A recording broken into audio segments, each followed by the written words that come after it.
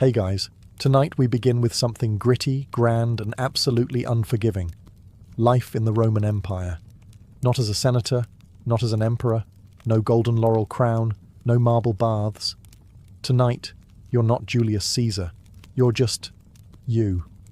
Dropped, unprepared, into a world of sandals, sewage, and state-sponsored crucifixion. So before you get comfortable, take a moment to like the video and subscribe. But only if you genuinely enjoy what I do here. And let me know in the comments where you're tuning in from and what time it is for you. It's always fascinating to see who's joining us from around the world. Now, dim the lights, maybe turn on a fan for that soft background hum, and let's ease into tonight's journey together. You open your eyes to the sounds of yelling, chickens, and a baby crying somewhere down the hall. Congratulations! You've just woken up in a Roman insula, the ancient version of an apartment building. Think of it as a multi-story death trap held together with dust, prayer, and very questionable architecture. You're probably living on the third or fourth floor, which is bad news. The higher the floor, the poorer the tenant, and the more likely your ceiling collapses when someone spills olive oil above you. Your room is small, no bigger than a walk-in closet, with stone walls that sweat in summer and freeze in winter. There's no window, just a little hole that lets in air, smoke, and the occasional pigeon. The mattress, stuffed with straw and lice. The blanket smells like damp wool and regret. There's no furniture, no decorations, and certainly no kitchen. Cooking inside is forbidden. A small fire could ignite the whole building, and fire codes haven't been invented yet. Your only possessions are a clay cup, a worn-out tunic, and maybe a wooden comb if you're feeling fancy. There's no toilet. Not in your room. Not in your building. Your chamber pot sits in the corner, silently judging you. You'll have to carry it down narrow, rickety stairs to empty it into the street gutter, hopefully without slipping and adding your body to the morning offerings. Oh, and the walls. Paper thin. You hear your neighbour praying, coughing, arguing with his wife, and, unfortunately, not arguing with his wife, if you catch my drift. The air is heavy with smoke, mildew, and the distinct perfume of unwashed humanity. Someone's already baking bread downstairs, but you're not invited. The street vendors are yelling prices for figs and fish guts. A distant centurion is barking orders at someone who's probably already bleeding. You're not even out the door yet, and you're sweating, itchy, and possibly inhaling lead dust from the plumbing. Welcome to the Roman workday. You're not an emperor, you're not a gladiator, you're just another poor soul in an overcrowded tenement, trying not to fall down the stairs or anger a city god before noon. And you've still got 23 hours to go. Now that you've survived the climb down the crooked stairs of your insula, it's time to address the second most urgent matter of the morning. Your bladder. There's no bathroom in your apartment, of course. No sink, no flush, not even a bucket with dignity. Instead, you shuffle down the street, chamber pot in one hand, modesty in the other, toward the nearest latrina, Rome's version of a public restroom. And calling it public is generous. It's a social club for strangers who don't mind making eye contact while doing their business. You arrive to find a long stone bench with holes cut into it. Beneath the bench, a shallow trough flows with water, just enough to carry away the collective shame of the city's lower classes. You sit if you dare, and hope the person beside you doesn't want to chat. Privacy? Not a thing. Doors? Absolutely not. People treat it like a town square with extra acoustics. Businessmen discuss grain prices while squatting. A retired soldier talks about his sciatica. Meanwhile, you're just trying not to look directly across from you where another man is chewing olives and not breaking eye contact. Then comes the real treat, the tersorium. It's a communal sponge on a stick, kept in a bucket of vinegar or salt water. In theory, you rinse it before use. In practice? Well, let's just say the sponge has seen things. Unspeakable things. You wipe, hesitantly, and hope the vinegar did its job. If you're feeling lucky, maybe you brought your own rag. If you're feeling rich, maybe some moss. But chances are you just used what everyone else used, and now carry the quiet shame of shared hygiene. And if you think you can skip this ritual by going in an alley, think again. Public urination laws exist, fines are real, and Roman law enforcement is not known for subtle warnings. Once you're done, you wash your hands. Wait, no you don't. There's no soap, no running water, just a rinse from the communal basin that's seen more fingers than a handshake competition. You leave the latrina feeling lighter and slightly more dead inside. But hey, that's Rome. And now it's time for breakfast, if you can call it that. So, you've done your morning business and managed not to fall into a gutter or get arrested. Impressive. Now it's time for breakfast, the most important meal of the day unless you're Roman, in which case it's more of a polite formality before work and misery. Welcome to the ientaculum, a Roman morning feast that consists of precisely two things: stale bread and watered down wine. Sometimes there's cheese, sometimes there's olives, but mostly there's just disappointment. Forget about coffee. The Romans didn't have it. No eggs, no bacon, no pancakes, and certainly no oat milk lattes. Breakfast is not meant to be satisfying. It's meant to not kill you. Your bread is likely panis rusticus, a rough, chewy lump of grain and grit baked yesterday or the day before. It's dense enough to qualify as a weapon and textured like limestone. The wine is diluted, because even they knew that being drunk before sunrise in ancient Rome was a bad idea, unless you were a senator. There's no kitchen in your apartment, so you eat this meal standing in the street or squatting beside a fountain, alongside other equally unenthused citizens gnawing on bread like flavourless tree bark. If you've got a bit of oil or a smear of garum, Rome's famously salty fermented fish sauce, then congratulations, you've added aromatic horror to your already bleak meal. If you're wealthy, maybe you get fruit or honey. But you're not. You're a normal Roman citizen, just rich enough to not be enslaved and just poor enough to envy your neighbour's broken jug of goat milk. Sometimes vendors walk by selling hot chickpea fritters or honeyed pastries, and for a moment you feel hope. But you remember your coin pouch is emptier than a gladiator's sympathy, so you bite your bread and pretend it's cake. And this is how the day starts, with carbs, mild dehydration, and a growing realization that you're about to walk 7 miles on Roman sandals with nothing but stale crumbs in your stomach and a buzz from last night's leftover wine. It doesn't get better, because now it's time to go to work. After your hearty breakfast of bread and mild despair, it's time to face the Roman workday. And let's be clear, unless you're a senator, a poet with a patron, or one of the lucky few who inherited land from a dead uncle with no heirs, you are working, and you're doing it hard. You might be a labourer, porter, potter, bricklayer, street cleaner, or if your luck's truly sour, a sewer worker. Rome needs a lot of things: roads, aqueducts, temples, baths, and someone has to build them. That someone, you, with your bare hands, under the sun, wearing sandals that provide all the arch support of a soggy leaf. The Roman workday starts early, very early. The sun is barely up, but the foreman already is, yelling in Latin and waving a stick. If you're late, you're docked a day's pay or worse, beaten, shamed or fired, which in Roman terms means you starve with honour. Your tools are basic. You dig with a shovel made of splinters and prayer, carry bricks on your back, and haul water from a cistern that smells like old socks and ambition. There are no gloves, no helmets, just sweat, dust, and the constant awareness that one slip might crush your spine and your career simultaneously.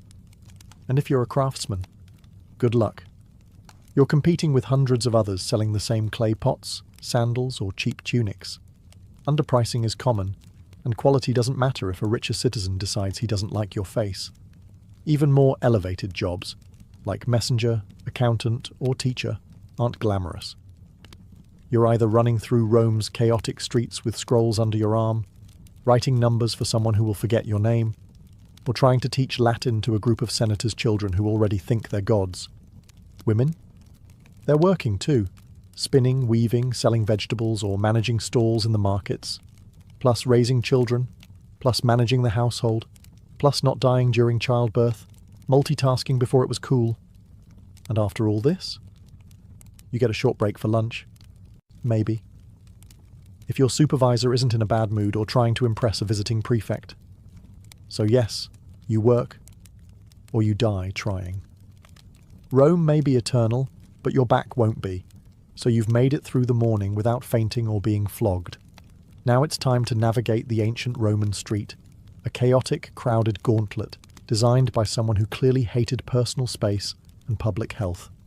Picture it. The sun's high, the city's buzzing, and the street is alive. Not in a poetic way, in a literal way. Rats, flies, stray dogs, livestock, beggars, merchants yelling in 6 languages, children running wild, thieves pretending to help old ladies while pocketing your coin purse. It's like Times Square, if Times Square had no plumbing and everyone was carrying a goat. Let's talk infrastructure. Roman roads were engineering marvels, perfectly straight, masterfully paved, and usually overflowing with a blend of urine, spilled wine, vomit, animal waste, and the remains of last night's garum sauce. The middle of the street functions as an open sewer. Step off the raised footpath without looking, and congratulations. You've just baptized your sandal in the holy waters of human misery. Wagons clatter by with no speed limits, no crosswalks, and zero chill. They don't stop for pedestrians. In fact, Roman law actually banned heavy cart traffic during the day in the city, which means drivers race through at night, in the dark, without brakes, like charioteers on a deadline. If you're not crushed by wheels, you'll be bumped by elbows, baskets, or an angry fishmonger shouting about spoiled eels. Then there's the air, thick with smoke from cooking fires, incense from temples, the scent of public latrines wafting on the breeze. Oh, and dead animals. Sometimes people just leave them there. If a dog drops in the forum, someone might just toss a cloth over it and walk away. And don't forget public spectacles, spontaneous brawls, impromptu protests, or a politician's parade that blocks traffic for hours while trumpet players blast off-key fanfare in your face. So yes, the Roman street is alive and out to get you. Slip on a fig, get hit with a runaway cart, or accidentally offend a patrician's pet monkey, and your day could end faster than Caesar on the Ides of March. And you were just trying to go buy lentils. You're sweaty, dusty, and desperately craving a splash of something cold. The good news? You live in Rome, a city renowned for its aqueducts, those magnificent engineering marvels that carry fresh water from the hills straight into the heart of the empire. The bad news? That water doesn't care about you. Unless you're wealthy enough to live in a domus with your own private fountain, you're sharing water with thousands of your closest coughing, sneezing, not washing their hands neighbours. Your options are the public fountains, where everyone fills their jars, washes their feet, and occasionally dunks a child for fun or hygiene. And by hygiene we mean a wet version of hope. If you want to wash up, your best option is the thermae, the Roman public baths. They're everywhere, and everyone uses them. Sounds civilized, right? But here's the thing. The water cycles through multiple pools with no soap, no chlorine, and very little shame. You'll be sitting in a tepid bath with a dozen other men, none of whom believe in modesty. Conversations are loud, political, and occasionally naked. A man might try to sell you socks, while another cleans his ears with a stick. And the water, it's been through everyone. If you were hoping to feel clean, think again. You're marinating in bacteria with a hint of eucalyptus. Also, fun fact, the plumbing system often uses lead pipes. Yes, lead. Romans were obsessed with engineering, but not chemistry. Over time, that convenient indoor plumbing could cause all kinds of delightful side effects like anemia, gout, infertility, and, if you're truly lucky, madness. Want to drink something safer? Wine. Seriously. Water is viewed with suspicion, especially in the poorer districts where contamination from latrines and street runoff is common. So wine is diluted and consumed throughout the day by men, women, and children alike. Because what better way to survive a crumbling empire than with a gentle buzz? So yes, Rome brought water into the city before most of the world knew what a pipe was. But for the average citizen, it's a gamble every time you drink, bathe, or rinse your toes. Enjoy your aqueducts. Just don't trust them. Welcome to the Roman Empire, where pain isn't just a possibility, it's the background music of your entire life. You stub your toe, no ice, no painkillers. You grit your teeth and keep going until it either heals wrong or falls off. Break a bone? You wrap it in a dirty rag and try not to breathe too hard. Get a splinter? Good luck. That's how infections start and how you might end. Roman society isn't big on comfort. There are no ergonomic tools, no padded seats, no concept of taking it easy. If you're a labourer, you're lifting bricks with a hernia and a prayer. If you're a soldier, you march 20 miles a day with bleeding feet and a scorpion bite on your thigh. If you're a woman in childbirth, well, welcome to agony. Your midwife might know a chant. That's about it. Every part of your body is one misstep away from becoming an open wound or a cautionary tale.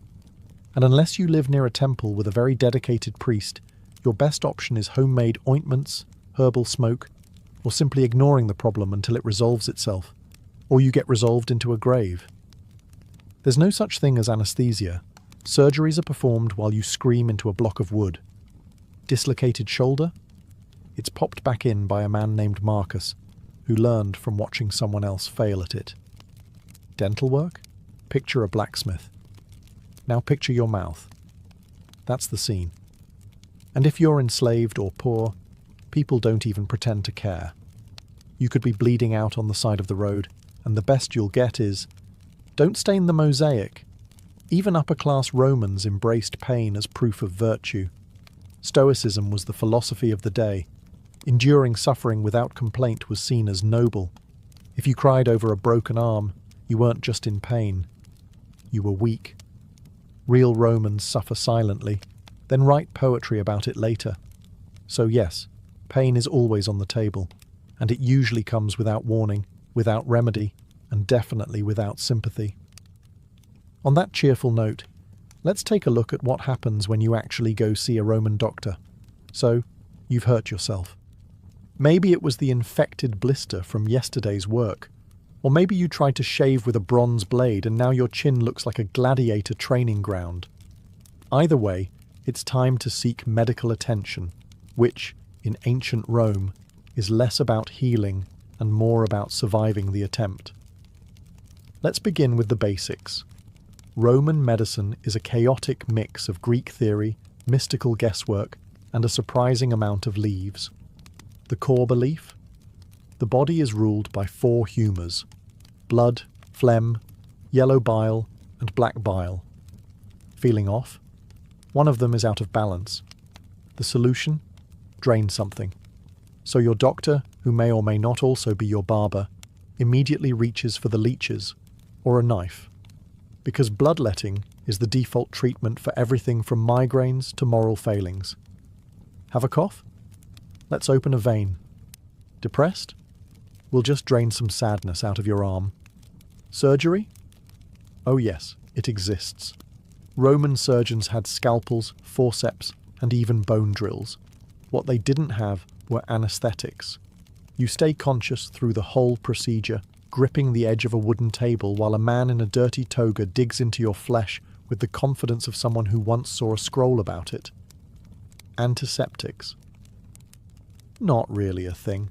They might wash wounds with wine or vinegar, which does help, but also burns like divine punishment. Infection is a common side effect. So is death. Prescriptions vary wildly. You might be given honey, garlic, crushed beetles, or a poultice made of herbs, ash, and very specific types of animal dung. If things get worse, you're advised to sleep in a temple, pray to Asclepius, and hope divine dreams will deliver your cure. And if none of it works, well, your doctor shrugs, your family lights a candle, and your neighbours start whispering about what kind of omen your death might be. It's not that Romans didn't care about health. They just hadn't quite figured out what helped and what murdered you more efficiently. So next time you sneeze, Be grateful for modern antibiotics, and that you don't live in a world where healing often starts with blood loss. After a long day of sweating, bleeding, and dodging carts, you're starving. Time for dinner, or as the Romans called it, cena. Just don't expect anything remotely comforting. Let's start with what's not on the table. No pizza, no pasta, no tomatoes, no potatoes, no chocolate, no sugar, and absolutely no coffee. None of those things had been discovered or imported yet. This isn't Italian cuisine. This is pre-Italy edible survival. You sit down to a wooden bowl of something brown and vaguely hot. It's probably pulse, a porridge made of spelt, beans, or lentils. It tastes like wet gravel with a hint of herb, if you're lucky. If you're not lucky, it tastes like wet gravel without the herb. Protein is rare unless you caught it, trapped it, or fished it yourself. Meat is expensive, and even when you do get some, it's often off. Roman cooking didn't use refrigeration, so preservation meant heavy salting, smoking, or marinating it in garum, a fermented fish sauce that smells like dead ocean and burns your soul just thinking about it. If you're feeling festive, there might be boiled vegetables, hard cheese, or the occasional fig. Rich Romans dined on exotic dishes like roasted flamingo, stuffed dormice, or jellyfish in vinegar, delicacies that mostly scream, "Look at how rich I am and how little I care about taste buds." Your wine is watered down, always. Drinking it straight is seen as barbaric. But don't worry, the water it's mixed with is probably questionable too, so you're just choosing how fast you want to get sick. Dessert? Maybe dried fruit, maybe nuts, or maybe you're fasting because it's a feast day honouring a god who frowns on gluttony.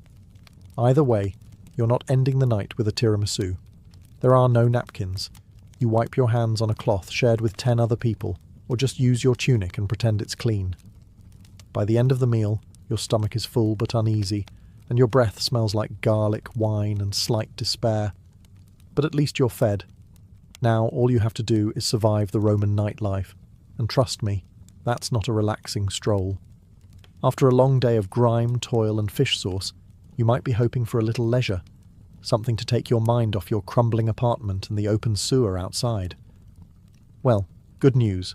You're in Rome, where entertainment is everywhere. Bad news? Most of it is horrifying. Let's start with the main event. The Colosseum, the crown jewel of Roman engineering, and the place where your soul quietly dies. This is where crowds gather to watch men stab each other for sport, wild animals devour criminals, and sometimes, if the emperor is feeling dramatic, reenact full naval battles with real water and real drowning. It's free to attend, which sounds generous until you realise it's free because the state wants you distracted while the Senate raises taxes and quietly annexes Armenia. You sit packed between sweaty strangers, cheering as a gladiator loses a limb. There's blood, sand, and occasional public executions with extra flair. You're clapping. You're not sure why. Feeling a little sensitive? Prefer theatre? Head to the amphitheatre for a Roman play.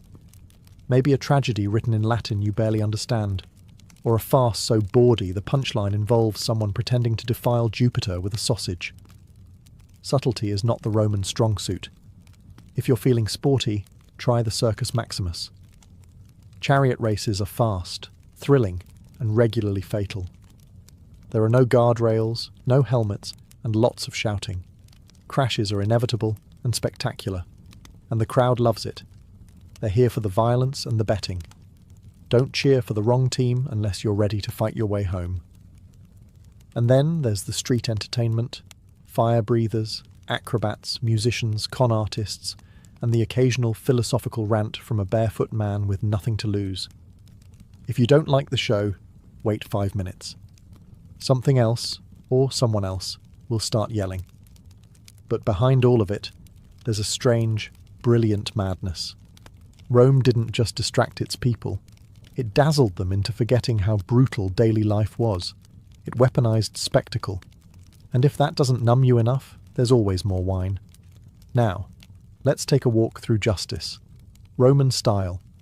Spoiler. It's not comforting. You've survived work, dinner, and a gladiator getting impaled for applause. You might think you're safe now, that as long as you keep your head down, the law will protect you. Ah, that's adorable. In Rome, the law doesn't protect, it reminds.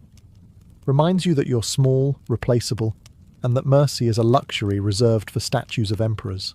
First off, legal status matters. If you're a citizen, you have rights. In theory. You can't be flogged in public unless someone important gets really annoyed and you get a proper trial. If you're non-citizen, justice comes in the form of a fist, a branding iron, or a swift execution outside the city gates. Slaves? They are property. If a slave murders their master, even if the master deserved it, every slave in the household might be executed, just to send a message. That message? Don't even think about it. If you're accused of a crime, don't expect a calm chat with a lawyer. Trials are public theatre. The wealthier party brings witnesses, bribes, and dramatic gestures. You bring your tunic and a sinking feeling. If you cry on cue, that might help. If you have no patrons, pray to Jupiter and hope the magistrate isn't hungover. Punishments are designed not just to hurt, but to deter. Thieves can be branded or have their hands broken. Liars might get their tongue pierced. Fraud? Public flogging or exile, if you're lucky. And if you insult the emperor, it's not jail time.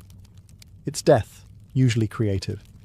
Some crimes require public punishment, ideally in front of a crowd that cheers louder than they did for the morning's beheading. Crucifixion is popular, long, slow, humiliating. It isn't reserved just for Jesus.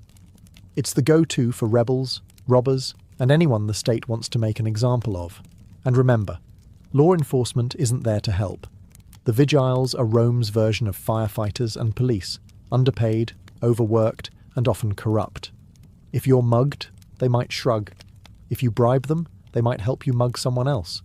So yes, Rome has laws, written in stone, recited in forums, but they serve power, not justice. Now let's talk about gods, because you're not just obeying men here. You're on Jupiter's turf. After surviving the streets and dodging Roman justice, you may hope to find comfort in religion. A little peace, a little personal spirituality. Nope, not here. In the Roman Empire, religion isn't a private affair. It's an institution. An ever-present cloud of incense and obligation wrapped around every waking moment of your life. You don't choose your gods, they choose you. And there are so many. There's a god for everything. Door hinges, cardia, sewers, cloacina, boundaries, terminus, and even mildew, robigus. You can't walk 5 paces without crossing a shrine. If you don't pause to bow, light a candle, or mutter a prayer, you're not just being rude, you're inviting catastrophe. Maybe not today, but eventually. And when your roof collapses, everyone will nod and say, "Ah, yes, he skipped the Saturnalia offering." Religious festivals fill the calendar, dozens per year. On those days, business stops, animals are sacrificed, and the air smells like roasting bull and wet marble. You attend out of piety, but also fear. Because if the gods aren't honoured properly, they'll retaliate, with plagues, droughts, or a really bad harvest that ruins everyone's lentil supply. Now let's talk about emperor worship. The state wants you to revere the emperor not just as a ruler, but as a living god. You're expected to offer incense at his altar, sing his praises, and never, never roll your eyes during a triumphal procession. That's treason adjacent. If you're caught not participating in public worship, say you're a little too quiet during the Vestalia, or you don't show up to toss grain into the temple flame, you could be labelled impious, atheistic, or worst of all, suspicious. Suspicion in Rome is like blood in shark-infested waters. And if you're part of a foreign cult, you'd better keep that under wraps unless it's officially approved. The state doesn't like unfamiliar gods unless they bring wine, taxes, or new soldiers. Roman religion isn't about belief. It's about ritual. You don't have to feel it. You just have to do it. Correctly. On time. And in public. And you better smile while you sacrifice that goat. Speaking of social performance, let's climb the greasy pole of Roman ambition in the next chapter. You've bowed to the gods, avoided a lawsuit, and survived a public bath without contracting something mythical. But here comes the most exhausting part of Roman life: the social hierarchy. A brutal, finely tuned machine where every word, gesture, and sandal strap placement could make or break you. Roman society is a ladder, but it's covered in oil and lined with daggers. At the top are the senators, old money, togas with purple stripes, and land ownership so vast it has its own postal code. Below them, the equestrians, the wealthy business class. Then come the plebeians like you, the struggling middle and lower classes. Below that, freedmen, slaves, foreigners, and the guy who accidentally insulted a statue of Augustus once. Want to move up? You'll need patrons, powerful individuals who protect you in exchange for lifelong loyalty, errands, favours, and the occasional vote. It's like having a boss, godfather, and landlord rolled into one charmingly condescending package. Each morning, you visit your patron's home as part of the salutatio. You wait in line with other clients, praise his haircut, maybe compliment his son's toga, then beg for a favour, usually money, food, or a recommendation. If you're lucky, he tosses you a coin and lets you carry his litter through the forum. Congratulations, you're now connected. Every move you make is watched and judged. Your clothes must be clean, not fashionable, just clean. Your speech must be proper. Your friends, carefully selected. And whatever you do, don't show ambition. That makes people nervous. If you rise too quickly, others will conspire to knock you back down, socially or literally. Networking is warfare. Gossip is currency. The wrong comment at a banquet can end your career. The right marriage can save your entire bloodline. But you better play it carefully. Love is for poets. The rest of Rome marries for alliances and estate access. And even if you climb high, don't get too comfortable. One bad harvest, one missed ritual, one jealous rival, and it's all over. You won't even hear the dagger coming. Now, the sun is setting. Surely things calm down at night, right? Not in Rome. The sun dips below the rooftops of Rome, and for a fleeting moment you think, maybe now, finally, you can rest. But nightfall in the Roman Empire isn't a time for peace. It's a shift in tone, from noisy and chaotic to dark and downright lethal. First, let's talk about lighting. There isn't any. Unless you're rich enough to burn oil lamps all night, and few are, most people rely on moonlight, memory, and blind hope to find their way through the labyrinthine alleys of the city. If you trip and fall, no one's helping. They might just take your shoes. The vigiles, Rome's official night watchmen, are supposed to patrol the streets, prevent fires, and stop crimes. In practice, they're overworked, underpaid, and often more interested in napping than heroics. Some are brave, most are bribable, and all of them are outnumbered. Criminals know this. Thieves, muggers, and the occasional bored ex-gladiator roam the shadows, looking for easy marks. If you're walking home alone, you're the easy mark. It doesn't matter who you are. Unless you're armed, fast, or invisible, you're at risk. And then there's fire. Rome's greatest nighttime terror. Insulae, those charming death trap apartments you sleep in, are made of wood and dreams. Cooking after dark is illegal for this reason, but laws mean little to a hungry tenant. A single overturned lamp can reduce an entire block to ash in hours. The Great Fire of 64 CE didn't start itself, but once it did, it raged like Mars in a bad mood. You might think your building is safe, until you smell smoke at midnight and realise there's no organised evacuation plan. You grab your one tunic, your chamber pot, and maybe your dignity, and sprint for your life down a collapsing staircase. And if it's not fire or thieves, it's noise.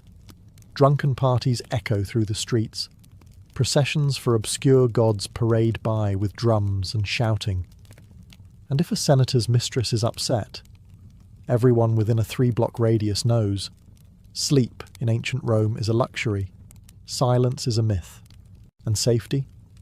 That's reserved for the wealthy, the armed, and the extraordinarily lucky. But hey, morning's almost here. You just have to survive one more night. And then repeat. The sun sets on Rome, and with it you might expect a moment of calm, a breeze, a quiet meal, maybe even sleep. Think again. Rome doesn't go silent at night. It simply shifts into something darker, louder, and more dangerous. The city never truly sleeps. It prowls.